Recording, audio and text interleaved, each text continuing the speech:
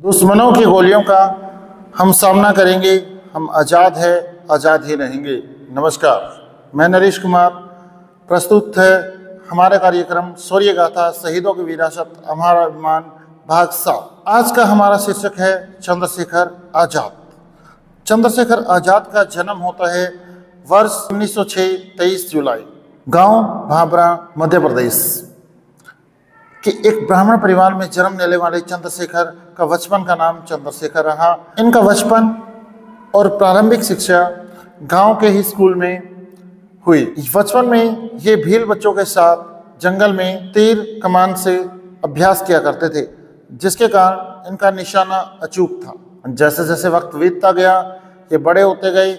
गांव की प्राथमिक शिक्षा पूरी करने के बाद इन्होंने वाराणसी में जाकर अध्ययन करने के लिए विचार किया। इन्होंने अपने पिताजी से जाने की आज्ञा मांगी, लेकिन इनके पिताजी ने वहां जाने से साफ मना कर दिया। एक दिन धीरे से चुपके से चंद्रशेखर अपने घर से निकल जाते हैं और वाराणसी के काशी विद्यालय में जाकर अपना प्रारंभिक शिक्षा शुरुआत करते हैं। तो शिक्षा शुरुआत होती है इनकी शिक्षा चंदे, जो दानवीर लोग होते हैं उनके चंदे से इनकी शिक्षा होती है।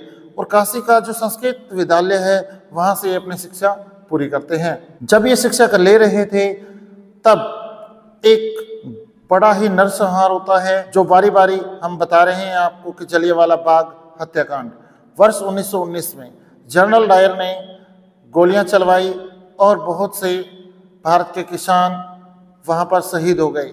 इस खबर को चंद्रशेखर आज़ाद अगले दिन अखबार में पढ़ते हैं और अंग्रेजों के प्रति इनके मन में बदले की भावना और क्रोध पैदा हो जाता है। इसी क्रोध को लेकर वो वर्ष 1920 में गांधी जी के असहयोग आंदोलन में बढ़ चढ़कर भाग लेते हैं और असहयोग आंदोलन में एक मुख्य लीडर के रूप में सामने आते हैं। वर्ष 1922 में चोरा चोरी की जो घटना होती है, इससे दुखी होकर निराश होकर गांधी जी ने अपना आंदोलन वापस ले लिया। लेकिन इससे पहले वर्ष 1921 में असहयोग आंदोलन में चंद्रशेखर आज़ाद एक जलसे का नेतृत्व कर रहे थे। इस नेतृत्व में पुलिस उन्हें गिरफ्तार कर लेती है और मजिस्ट्रेट के सामने पेश करती है। मजिस्ट्रेट चंद्रशेखर आज़ाद से बड़े ही रूड शब्दों में पूछता है, तेरा नाम क्या है? तो चंद्रशेखर का जवाब था आज़ाद। मजिस्ट्रेट दूसरा सवाल पूछता है कि तेरे पिता का क्या नाम था? तो चंद्रशेखर जवाब देते हैं स्वतंत्र। और ऐसे जवाब सुनकर मजिस्ट्रेट अंदर से आग बबूला हो जाते हैं और पूछते हैं तेरा घर कहाँ है? तो चंद्रशेखर आज़ाद जवाब देते हैं कि मेरा घर है जेल खाना। मजिस्ट्रेट आग बबूला होकर चंद्रशेखर आज़ाद को 15 बेंत लगाने की सजा दे देते हैं। जब बेंत लगते हैं तो हर बेंत के साथ चंद्रशेखर आज़ाद के मुंह से एक ही नारा निकलता है, भारत माता की जय, भारत माता की जय, भारत माता की जय घोष करते हुए चंद्रशेखर आज़ाद हंसते हुए वो सब पूरी सजा ले लेते हैं। इस प्रकार से धीरे धीरे चंद्रशेखर आज़ाद फेमस होने लग जाते हैं। वर्ष 1924 में उन्हें हिस्सा बनाया जाता है हिंदुस्तान रिपब्लिक एसोसिएशन का। 1928 में जब साइमन कमीशन भारत आता है तो लाला लाजपत राय की मृत्यु हो जाती है। अंग्रेजों द्वारा लाठियां बरसाई गई और लाला लाजपत राय की मृत्यु हो गई। इस मृत्यु के बाद चंद्रशेखर आज़ाद बड़े ही क्रोधित होते हैं और भगत सिंह से भेंट करते हैं। जब भगत सिंह से भेंट हुई तो योजना बनाई गई कि लाला जी की मृत्यु का बदला लिया जाए।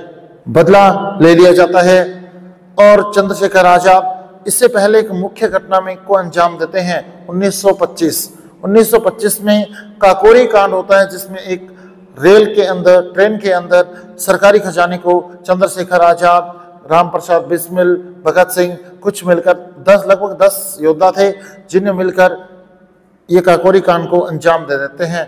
और काकोरी कांड को अंजाम देने के बाद भगत सिंह, राम प्रसाद बिस्मिल और कुछ क्रांतिकारियों को सजा सुनाई जाती है।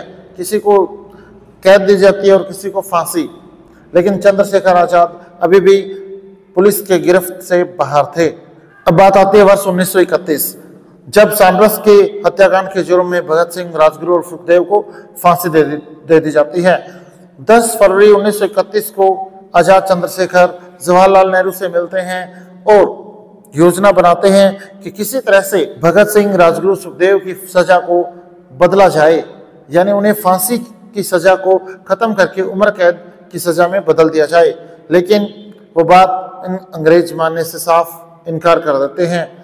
जब 27 फरवरी 1931 वार शुक्रवार आजाद चंद्रशेखर अपने एक मित्र सुखदेव राज से मिलने के लिए अल्फ्रेड पार्क में आते हैं, तब किसी ने चुपके से जाकर उनकी मुखबिरी पुलिस को दे दी और पुलिस आकर पूरा का पूरा बाग को घेर लेते हैं। चंद्रशेखर आजाद अपनी चतुराई से अपने मित्र को, दोस्त को वहां से पीछे के रास्ते से निकाल देते हैं, लेकिन पुलिस की भारी गोलाबारी, गोलियां चलती है, दोनों तरफ से गोलियां चलती है।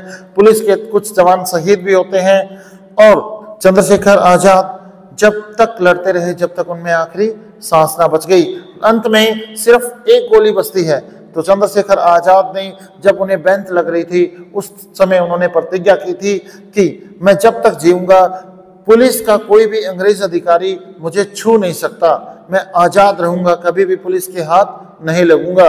तो उन्हें वो अपनी प्रतिज्ञा याद आती है और अंतिम गोली वो अपने कनपट्टी पे गन रखकर और खुद को गोली मार लेते हैं। तो ये थे हमारे वीर चंद्रशेखर आजाद। धन्यवाद।